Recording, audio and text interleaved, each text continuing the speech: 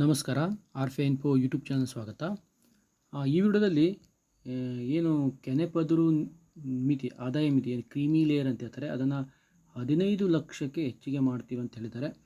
ಹೀಗೆ 15 ಲಕ್ಷಕ್ಕೆ ಹೆಚ್ಚಿಗೆ ಮಾಡಿದರೆ ಪ್ರಸ್ತುತ GPT ಆಗಿರ್ಬೋದು, HST ಆಗಿರ್ಬೋದು, ಇಲ್ಲಿ ಅಭ್ಯರ್ಥಿಗಳಿದ್ದಾರೆ, ಅವರಿಗೆ ಗ್ರಾಮೀಣ ಮೀಸಲಾತಿಯಲ್ಲಿ ತೊಂದರೆ ಆಗ್ತಾಯಿದೆ ಮತ್ತು ಜಾತಿಯಲ್ಲಿ OBC ಕೆಟಗರಿಯನ್ನು ಕ್ಲೇಮ್ ಮಾಡಲಿಕ್ಕೂ ಸಹಿತ ತೊಂದರೆ ಆಗ್ತಾಯಿದೆ. ಇಂಥ ಅಭ್ಯರ್ಥಿಗಳಿಗೆ ಏನಾದರೂ ಖುಷಿ ಸುದ್ದಿನ ಅನ್ನೋದನ್ನು ಈ ವಿಡಿಯೋದಲ್ಲಿ ಸ್ಪಷ್ಟವಾಗಿ ಹೇಳ್ತಾ ಬರ್ತೀನಿ ಅಂತ ವಿಡಿಯೋವನ್ನು ಎಂಡ್ವರೆಗೆ ನೋಡಿ.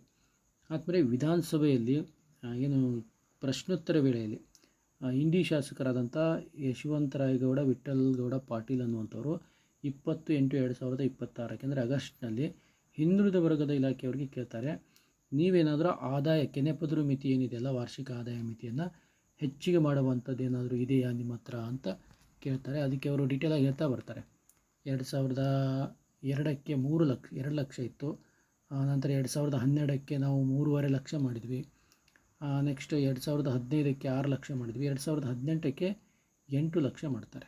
ಓಕೆ, ಈಗ 2018ರಿಂದ ಇಲ್ಲಿಯ ತನಕ 2026 ತನಕ 8 ಲಕ್ಷನಿದೆ. ಆದರೆ ಈಗ ಇಲ್ಲೇನಾಗಿದೆ, ಭಾಳಷ್ಟು ಸ್ಯಾಲ್ರಿ ಇನ್ಕಮ್ ಆಗುತ್ತೆ, ಅರ್ನಿಂಗ್ ಹೆಚ್ಚಾಗಿದೆ. ಹೀಗಾಗಿ ಆದಾಯ ಮಿತಿಯನ್ನು ಹೆಚ್ಚು ಮಾಡಲಿಕ್ಕೆ ಆಗುತ್ತಾ ನಿಮ್ಮ ಹತ್ರ ಅಂತ ಇನ್ನೊಂದು ಪ್ರಶ್ನೆಯನ್ನು ಕೇಳ್ತಾರೆ. ಅದಕ್ಕೆ ಅವರು ಹೇಳ್ತಾ ಬರ್ತಾರೆ, ಆದಾಯ ಮಿತಿಯನ್ನು ನಾವು ಹೆಚ್ಚು ಮಾಡಬೇಕಾಗಿತ್ತು ಅಂದರೆ ಇದು ಪಿಂಚಣಿ ಒಂದು ವ್ಯವಸ್ಥೆ ನೋಡಬೇಕಾಗುತ್ತೆ.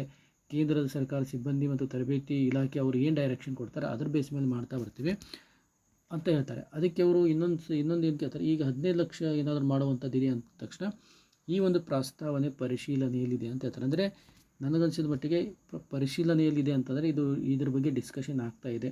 ಯಾಕಂತಂದರೆ 10 ವರ್ಷ ಆಗಲಿಕ್ಕೆ ಬಂತು. 10 ವರ್ಷ ನಿಯರೆಸ್ಟ್ ಇರೋದ್ರಿಂದ 2018ರಿಂದ ಈಗ 26 ಆಯಿತು.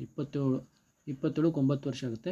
ನನಗನ್ಸಿದ ಮಟ್ಟಿಗೆ 27ರ ನಂತರದಲ್ಲಿ ನಡೆಯುವಂಥ ಎಲ್ಲ ಸ್ಪರ್ಧಾತ್ಮಕ ಪರೀಕ್ಷೆ ಆಗಿರ್ಬೋದು, ಉಳಿದಂಥವರಿಗೆ ಈ ಒಂದು ಕೆನೆಪದರು ಮಿತಿ 15 ಲಕ್ಷ ಮಾಡುವಂಥ ಒಂದು ಚಾನ್ಸ್ ಇದೆ. ಅದರಿಂದ ಆ ಒಂದು ಅವಧಿಯಲ್ಲಿ ಗ್ರಾಮೀಣ ಅಭ್ಯರ್ಥಿ ಆಗಿರ್ಬೋದು, OBC ಕೆಟಗರಿಯಲ್ಲಿ ಆಗಿರ್ಬೋದು, ಉದ್ಯೋಗಕ್ಕಾಗಿ ಪಡೆದಂಥದ್ದು ಅವ್ರಗಳಿಗೆ ಭಾಳಷ್ಟು ಅನುಕೂಲವಾಗುವಂಥ ಒಂದು ಚಾನ್ಸಸ್ ಇದೆ.